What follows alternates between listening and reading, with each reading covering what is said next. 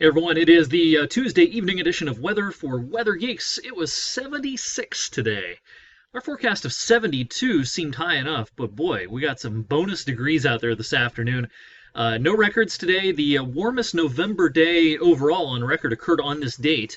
In 1961, I believe it was 80, so that record was out of reach. Now, tomorrow's record of 77, I think we can tie it and perhaps even break it because there's no reason why tomorrow will be any cooler than today.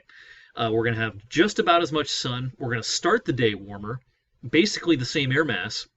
So I think 78 is not outside of the realm of possibility for tomorrow. Remarkable stuff for the first week of November.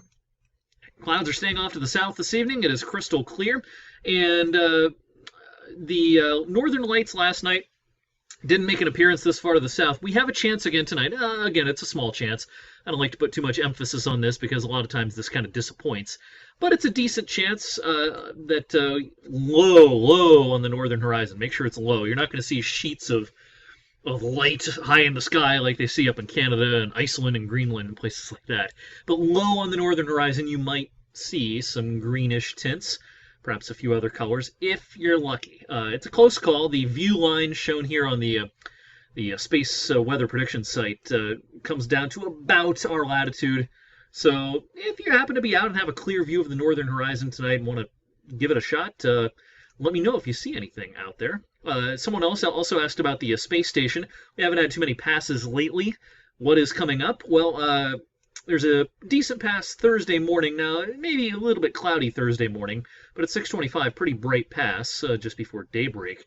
Saturday morning, too cloudy probably for that. It's at 6:15. But Sunday morning, the sky should be clear. Unfortunately, it comes at a pretty early hour. Nice space station pass at 5:24 in the morning on Sunday. Most of the upcoming passes, in fact, all of the upcoming passes, are in the early morning hours. There's no evening passes coming up anytime real soon of the space station. All right, so tomorrow and Thursday, smooth sailing. Let's talk about the next rain chance. As we've been talking about, that is still Friday. Show you what the NAM model here has on Friday. Here's Friday morning. Our cold fronts at this point, Friday morning at daybreak, right in through here with showers breaking out from roughly I-71 on west. So it may not be raining at the very start of the day on Friday, but I think the showers push in by midday at the latest.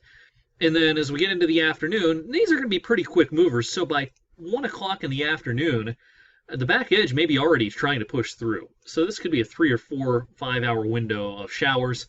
Could even be an isolated thunderstorm. Here's the NAM CAPE values, convective available potential energy. A low amount, but enough to maybe generate some thunder. CAPE is a measure of the instability in the atmosphere. So there may be enough for some isolated thunder on Friday. It's going to be a windy day.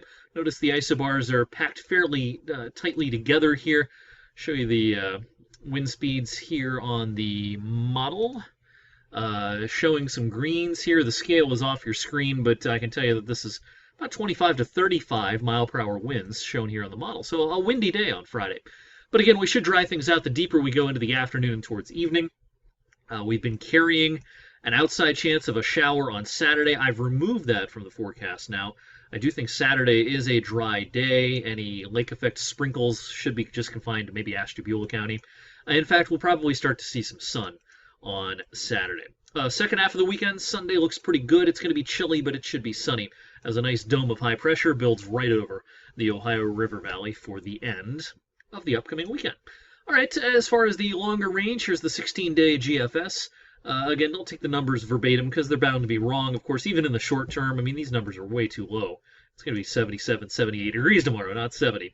But keep an eye on the trends. Here's our weekend cool down. We should see a nice warm-up early next week. We're not going to get back in the 70s, but we could easily get into the 60s during the first half of next week. And in the longer range, the numbers kind of trend back towards average or maybe a little below average for mid-month. But I think any below average periods are going to be very brief this month. Overall, November should be a warm one. All right, I told you I'd check in on El Nino and the winter forecast. We'll do this from time to time as we get closer to meteorological winter. This is the sea surface anomaly map, difference from average, in other words. So lots of warm water through here. There's your El Nino region. Notice the warmest water, though, compared to average, is not banked up against South America. That's different from 1997, the last super El Nino, and basically a non-winter for us in 97, 98. that warm water was banked right up against South America. This time it's a little farther west, which leads us to believe that this winter should not be any sort of repeat of 97, 98. It should be a colder and snowier winter than that winter, but it should still be, relatively speaking, a better winter than the last two. That's our forecast. Notice all the warm water up here and off the coast of the northeastern U.S. as well, and that can have implications on what the jet stream does throughout the winter. Here's the latest climate forecast system model for winter, December, January, February. Hasn't really changed its tune here. A lot of warm air, northern tier of states, chillier than average in the south. And around here, we're somewhere in between and probably on the warm side. If you remember from last week with our winter forecast, our official forecast is for the whole winter to be about 1 degree above average with somewhat below average snowfall. So that's the official winter forecast. We'll be, of course, keeping an eye on things and making any needed changes as we get closer to winter and El Nino really starts to show its hand. Thank you for watching Weather for Weather Geeks tonight. Election coverage coming up tonight on 21 News at 11. Full recap of all the major issues, of course. An abbreviated weather segment, especially when the weather's quiet. The weather segment tends to be a little bit shorter on election night. So I'll see you tonight on 21 News at 11, and have a great Tuesday night.